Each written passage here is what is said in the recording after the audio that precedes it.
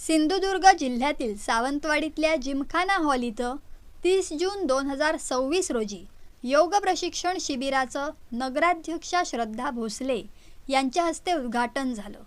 यावेळी संबोधित करताना नगराध्यक्षा श्रद्धा भोसले यांनी योगाचे शारीरिक व मानसिक आरोग्यासाठी असलेले महत्त्व अधोरेखित केलं। धकाधकीच्या जीवनात तरुणांनी योगाचा स्वीकार करून निरोगी जीवनशैली अंगीकारावी असेही त्यांनी आवाहन केलं।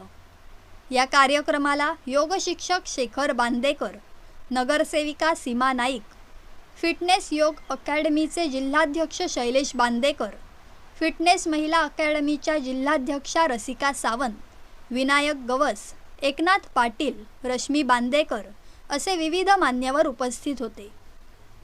प्रास्ताविकात शेखर बांदेकर यांनी शिबिराचा उद्देश स्पष्ट करत महर्षी पतंजली यांच्या योगसूत्रांवर आधारित शिस्तबद्ध व सर्वांगीण प्रशिक्षण या शिबिरामध्ये दिले जाणार असल्याची माहिती दिली।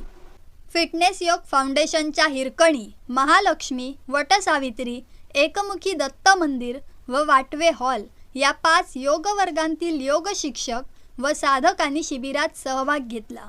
अधिकाधिक योगप्रेमींनी या प्रशिक्षणाचा लाभ घ्यावा असे आवाहन आयोजकांनी केले। कार्यक्रमाचे सूत्रसंचालन विशाल लातये यांनी केले, तर आभार रवींद्र प्रभुदेसाई यांनी मानले।